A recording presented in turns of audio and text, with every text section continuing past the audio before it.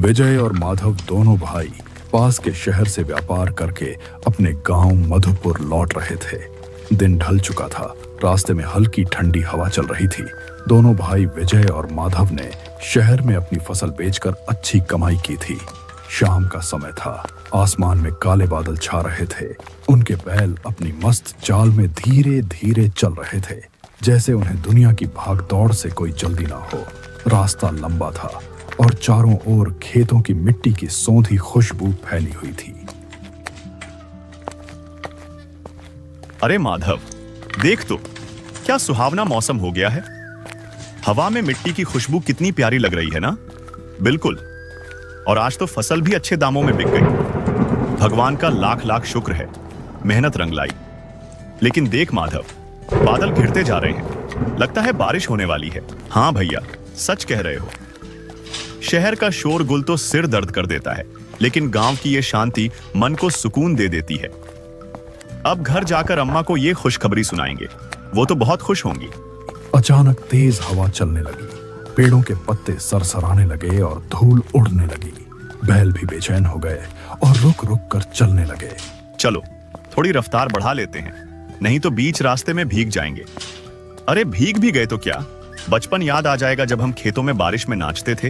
हाँ भैया, वो दिन भी क्या दिन थे। अब तो बस जिम्मेदारियां ही जिम्मेदारियां हैं। सही कहा तूने। लेकिन चाहे वक्त कितना भी बदल जाए, गांव की मिट्टी और इसकी खुशबू हमेशा अपनी लगती है। धीरे धीरे बारिश शुरू हुई और कुछ ही देर में तेज बूंदाबांदी होने लगी। दोनों भाई अपने सिर पर कपड़ा डालकर खामोशी से इधर उधर देखने लगे, कहीं शरण मिल जाए। लगता है ऊपर वाले ने आज खूब बरसने की ठान ली है। बैल बेचैन है, धीरे चलाना पड़ेगा। वो आगे कुछ रोशनी सी दिख रही है, शायद कोई घर या चौपाल हो। अगर वहीं तक पहुंच जाए तो रुक सकते हैं। हाँ, मुझे भी दिख रही है। चलो उसी ओर बढ़ते हैं, पर जरा संभल कर।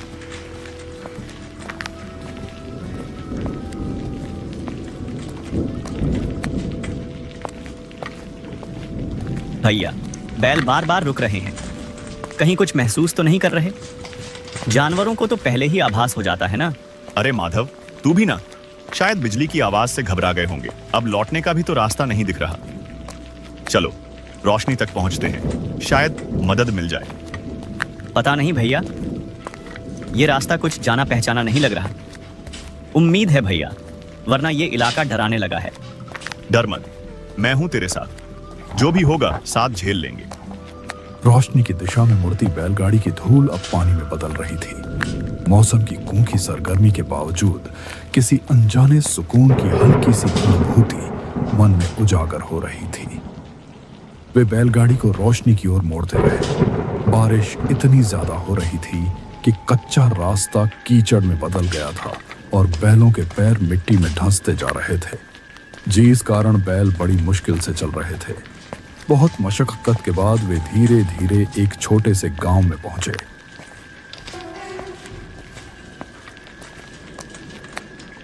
गांव छोटा था पर साफ सुथरा दिख रहा था। कुछ घरों से मध्यम रोशनी और धुआं निकल रहा था।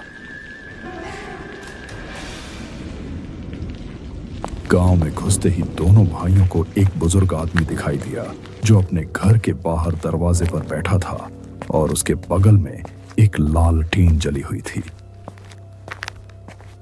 बुजुर्ग आदमी ने दोनों भाइयों को ध्यान से देखा और फिर धीरे धीरे मुस्कुराए। उस मुस्कान में एक अजीब सा रहस्य छिपा हुआ था।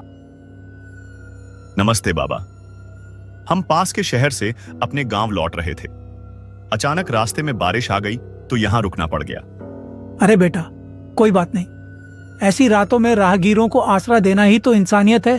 अंदर आओ, भीग गए हो दोनों। धन्यवाद बाबा। रास्ता इतना कीचड़ भरा हो गया कि बैल भी थक गए हैं। लगा अब कहीं रुकने की जगह नहीं मिलेगी। हाँ, इस इलाके का मौसम बड़ा नटखट है। कभी चुप रहता है, कभी अचानक बरस पड़ता है।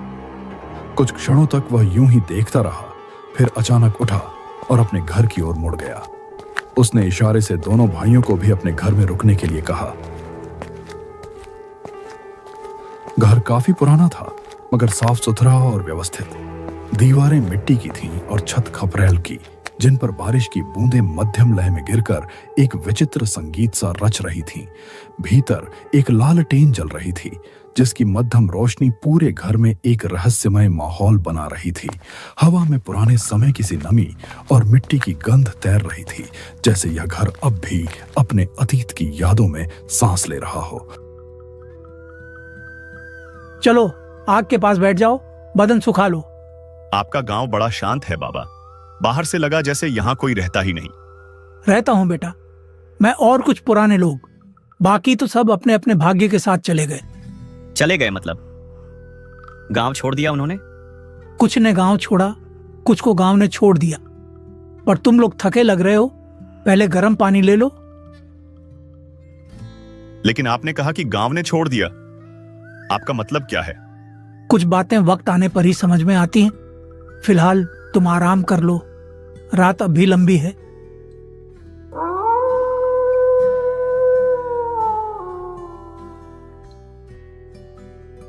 बेटा, इस गांव की मिट्टी में कई कहानियां दबी हैं। जो यहां रहता है वो उन कहानियों का हिस्सा बन जाता है, चाहे वो चाहे या ना चाहे। लोग कहते हैं कि ये गांव बरसों पहले उजड़ गया था, लेकिन कुछ आत्माएं अब भी यहां भटकती हैं। मैं तो बस उनका पहरेदार हूं, ताकि कोई अनजाना यहां भटक कर फंस ना जाए। बाबा, आप ये कैसी बातें कर रहे हैं? आत्माएं, पहरेदार, ये सब तो सुनी सुनाई लगती हैं। भैया, मुझे तो डर लगने लगा है। बाहर बारिश के बीच वो अजीब सी सरसराहट सुनाई दे रही है, जैसे कोई घर के चारों ओर घूम रहा हो। घर के अंदर का वातावरण भी कुछ अलग था। वहां रखा फर्नीचर बहुत पुराना था, जैसे कई दशकों से उसी जगह पर हो। दीवारों पर टंगी तस्वीरें भी फीकी पड़ चुकी थीं, जिनमें बीते जमाने की झलक अब भी मौजूद थी। इतने में भीतर से बुजुर्ग आदमी की पत्नी बाहर आई। वे भी उम्र दराज थी, पर उनके चेहरे पर गजब की शांति थी। उन्होंने पुराने जमाने के कपड़े पहन रखे थे और उनकी धीमी चाल में एक अनकही गरिमा थी, जैसे वे किसी ऐसे दौर से आई हों जो अब बस यादों में रह गया है। देखो बेटा, ये मेरी धर्मपत्नी है सुलोचना। उम्र के इस पड़ाव में भी घरांगन को वैसे ही संभालती है जैसे पहले दिन संभालती थी। यह घर हमारे पुरखों की निशानी है। बिजली यहां आई तो थी, पर हमने उसे अपनाया नहीं। इन लालटेनों की रोशनी में हमें अब भी वही सुकून मिलता है जो मशीनों की चमक में नहीं मिलता। वक्त बदल गया, पर हम नहीं बदले। शायद इसलिए ये घर अब भी अपने अतीत की सांसें लेता है। बाबा, ये घर और इसकी खुशबू कुछ अलग सी है। लगता है जैसे समय यहां थम गया हो। हाँ भैया, और ये भी सोचने वाली बात है कि जब हर गांव में बिजली पहुंच चुकी है, तो ये गांव अब भी अंधेरे में क्यों डूबा है? उजाले से ज्यादा भरोसा हमें इस मध्यम रोशनी पर है बेटा, क्योंकि यह न तो आंखों को चकाचौंध करती है, न दिल को बेचैन। इस घर में जो भी ठहरता है उसे कुछ पल के लिए चैन मिल ही जाता है, चाहे वो कहीं से भी आया हो। बरसों से यहाँ कोई मेहमान नहीं आया था। अच्छा लगा कि आज फिर किसी ने इस चौखट को पार किया। तुम दोनों को थकान होगी, मैं चूल्हे पर कुछ गर्म कर देती हूँ। इतना कहकर बुजुर्ग महिला रसोई की ओर चली गई। उनके जाते ही बुजुर्ग आदमी ने दोनों भाइयों को बैठने का इशारा किया। तीनों मिट्टी के फर्श पर बिछी पुरानी दरी पर बैठ गए और आपस में बातचीत करने लगे। तो बेटा, रास्ते में कोई और यात्री नहीं मिला क्या? इस मौसम में लोग आमतौर पर यहाँ से गुजरने की हिम्मत नहीं करते। नहीं बाबा, पूरा रास्ता सुनसान था। बस कहीं कहीं सूखी पत्तियों की सरसराहट सुनाई दे रही थी। लगा जैसे कोई हमें देख रहा हो, पर दिखा कोई नहीं। ये जंगल ऐसा ही है बेटा। यहाँ की हवा भी अपनी बातें कहती है। कभी लगता है कोई पीछे चल रहा है, कभी कोई नाम पुकारता है, मगर डरने की बात नहीं। अब तो हमारे गांव में हो, यहाँ सब सुरक्षित है। सच में बहुत सुकून देने वाला माहौल है यहाँ। मगर अजीब बात यह है कि रास्ते में हमें गांव कहीं दिखा ही नहीं। अचानक ये जगह सामने आ गई, जैसे किसी पर्दे के पीछे से उभर आई हो। लगता है जैसे इस गांव की हवा में कोई अलग ही बात है। एक अजीब सी शांति है जो डर और सुकून दोनों देती है। कभी कभी कुछ जगहें खुद नहीं दिखती बेटा, बल्कि कुछ लोग ही उन्हें देख पाते हैं। शायद आज रात तुम्हारा भाग्य यहाँ ले आया। क्या मतलब बाबा? क्या ये गांव बाकी गांवों से अलग है? हर गांव की अपनी कहानी होती है बेटा, हमारी भी है, लेकिन वो कल बताऊंगा। रात बहुत हो गई है, पहले खाना खा लो और आराम कर लो। थकान उतर जाए फिर सब समझा दूंगा। बातचीत का सिलसिला कुछ देर चला ही था कि रसोई से बर्तनों की हल्की आवाजें आने लगी और थोड़ी देर बाद बुजुर्ग महिला खाना लेकर आ गईं। थालियों में रखा खाना देखने में साधारण था, पर उसमें एक अजीब सा स्वाद था, जैसे उसमें पुराने जमाने के मसाले हों या कुछ ऐसा जो अब के समय में इस्तेमाल नहीं होता। स्वाद मन को छू रहा था, पर साथ ही एक हल्की सी बेचैनी भी जगा रहा था। क्या लगता है ये सच में साधारण खाना है? खाने में जो स्वाद है वह पुराने जमाने का है। इसे खाते हुए सिर्फ पेट नहीं, यादें भी तृप्त होती हैं। भोजन के बाद रात गहराने लगी। बाहर बारिश थम चुकी थी, पर खपरेल से टपकती बूंदों की लय अब भी सन्नाटे में गूंज रही थी। तभी बुजुर्ग आदमी उठा, एक पुरानी लालटेन हाथ में ली और बोला कि अब वे विश्राम कर लें। वह उन्हें लेकर घर के पीछे की ओर गया, जहां एक छोटा सा कमरा था, पुराना लेकिन साफ सुथरा। उसने मुस्कुराते हुए कहा कि आज की रात वे यहीं ठहर जाएं। बेटो, अब विश्राम का समय है। मैं तुम्हें एक कमरा दिखाता हूँ। आज रात यहीं रहो, सुरक्षित रहोगे। ठीक है बाबा, लेकिन ये कमरा इतना पुराना है, फिर भी साफ सुथरा दिख रहा है। कमरा छोटा है, पर अजीब सा सुकून है। कमरे में दोनों भाई आकर लेट गए। कमरा छोटा था, पर साफ सुथरा। हवा में एक अजीब सी खुशबू थी, जैसे धूप या अगरबत्ती की हल्की महक फैली हो। कमरा छोटा है, पर अजीब सा सुकून है। यहाँ की हवा में भी कुछ अलग महक है। हाँ भैया, और बाहर बारिश तो थम गई, पर खपरेल से टपकती बूंदों की आवाज कुछ अजीब लग रही है, जैसे कोई हमें देख रहा हो। हाँ, मुझे भी लग रहा है कि यहाँ समय जैसे थोड़ा धीमा है। हाँ भैया, जैसे धूप और अगरबत्ती की मिली जुली खुशबू फैली हो।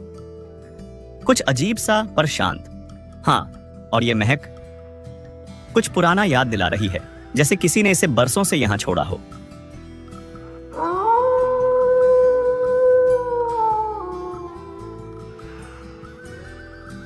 रात के करीब 1 बजे माधव को तेज प्यास लगी। पास रखा पानी खत्म हो चुका था, इसीलिए वह चुपचाप बाहर निकला ताकि किसी को परेशानी ना हो। पानी खत्म हो गया, जल्दी से ले आऊं ताकि भैया परेशान ना हो।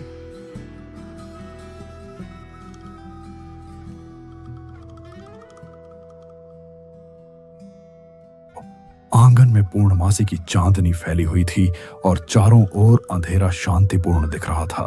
आंगन के बीचों बीच एक छोटा सा पुराना कुआं था, जिसके चारों ओर पत्थर लगे थे। जब माधव ने कुएं में झांका और पानी निकालने की कोशिश की, तो कुएं के अंदर से अजीब सुनी आवाजें आईं, पहले धीमी, फिर और साफ।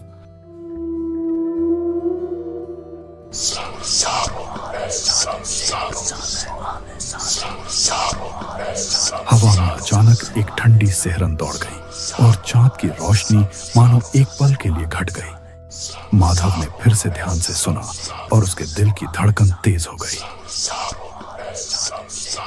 कुएं के अंधेरे में कुछ भी दिखाई नहीं दे रहा था, फिर भी वहां किसी अविचलित मौन का एहसास था, जैसे कोई मौजूद हो और परछाई की तरह दम ले रहा हो।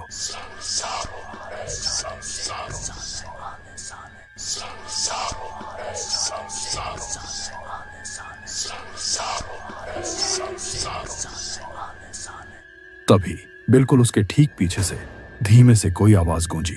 ये रात, ये चांदनी, सब कुछ अपने हिसाब से बोलती। माधव ने डर कर धीरे धीरे मुड़कर पीछे देखा तो बुजुर्ग आदमी वहां खड़ा था। चांदनी की रोशनी में उसका चेहरा बिल्कुल सफेद दिख रहा था और उसकी आंखें अजीब तरीके से चमक रही थीं। अजीब है, कुएं से कुछ आवाजें आ रही हैं, पहले तो हल्की, फिर धीरे धीरे साफ। ये क्या है? यहाँ जो दिखाई देता है वह हमेशा सच नहीं होता, लेकिन तुम डर मत, बस ध्यान से देखो और सुनो। माधव के रोम रोम में सिहरन दौड़ गई। बुजुर्ग आदमी की आंखों में एक रहस्यमय चमक थी और उसकी बातें सुनकर ऐसा लग रहा था जैसे वह कुछ और ही कह रहा हो।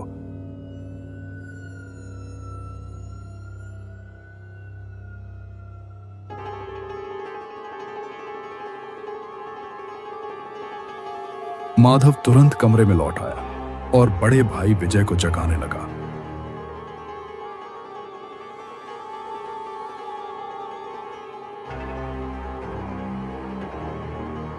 भैया, कुछ कुछ अजीब लग रहा है। आवाजें कुएं से आ रही हैं। हवा बहुत ठंडी हो गई है। मैं जल्दी पानी लेकर लौटता हूं। कुएं में कुछ भी दिखाई नहीं दे रहा। फिर भी लगता है कोई मौजूद है, जैसे कोई परछाई में छिपा हो और मुझे देख रहा हो। उसने विस्तार से बताया कि कुएं से आती आवाजें, बुजुर्ग आदमी का अजीब व्यवहार और उसकी डरावनी बातें सब कुछ बेहद असामान्य और भयभीत करने वाली थीं। यह सुनकर विजय का भी मन कांप उठा। उन्होंने धीरे धीरे अपना सामान बांधा और सावधानी पूर्वक कमरे से बाहर निकल गए। वे बिना पांवों की आवाज किए धीरे धीरे अपने बैलों की ओर बढ़ने लगे।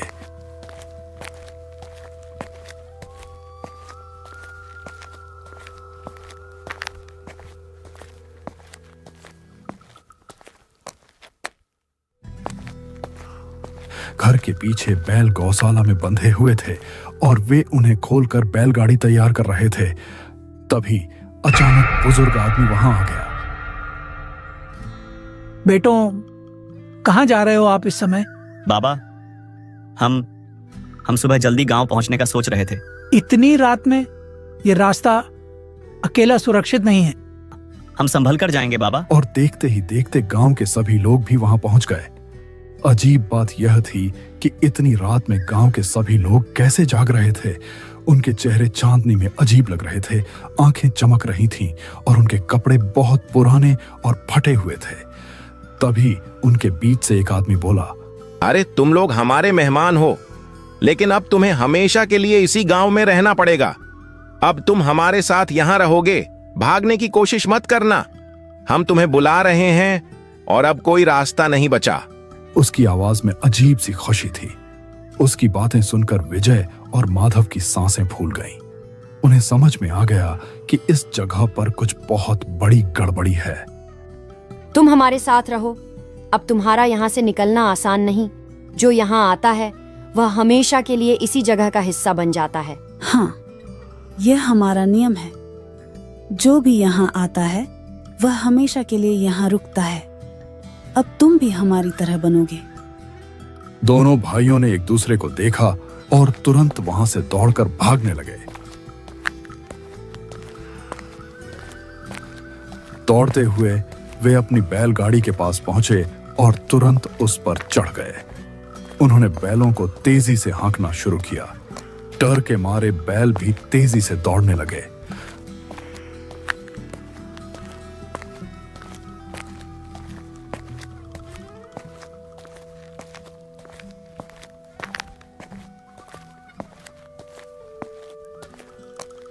माधव ने पीछे मुड़कर देखा तो उसकी आत्मा कांप उठी। वे लोग उनका पीछा कर रहे थे, लेकिन जमीन पर नहीं, वे हवा में तैर रहे थे। उनके पैर जमीन को छू भी नहीं रहे थे। बैल खतरनाक खतरे को भांपकर बिना रुके तेजी से दौड़ते रहे। पीछे से गांव वालों की अजीब सी आवाजें आ रही थीं, जो रोंगटे खड़े कर देने वाली थीं। वे पूरी रात भागते रहे।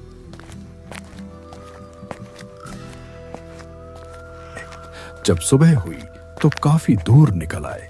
सूरज निकलते ही उन्होंने एक असली सामान्य गांव देखा, जहां लोग अपने रोजमर्रा के कामों में व्यस्त थे। उन्होंने बैलगाड़ी रोकी और पास की चाय की दुकान पर गए, जहां कुछ लोग पहले से बैठे थे। तभी उन्होंने पास के गांव के बारे में उनसे पूछना शुरू किया। माधव, लगता है हम सच में बच गए।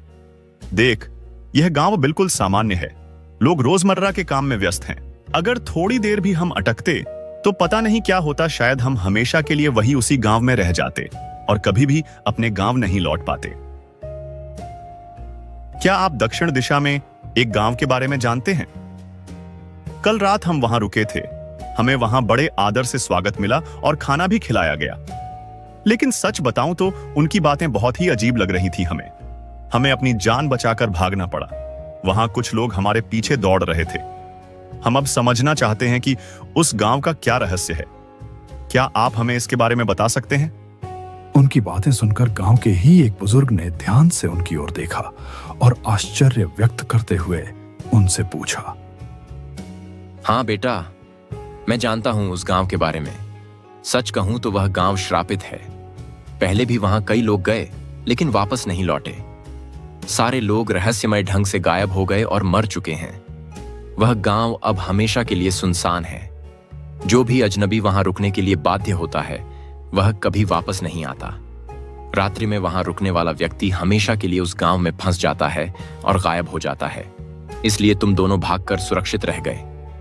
यह सच में एक बड़ा चमत्कार है कि तुम बच पाए। गांव वाले की बातें सुनकर विजय और माधव एक दूसरे की ओर आश्चर्य से देखने लगे और उनकी सांसें तेज हो गईं। अब दोनों भाइयों को पूरी तरह समझ में आ गया कि कल रात उनके साथ वास्तव में क्या हुआ था और उन्हें एहसास हुआ कि वे मौत के मुंह से बचकर निकल आए हैं।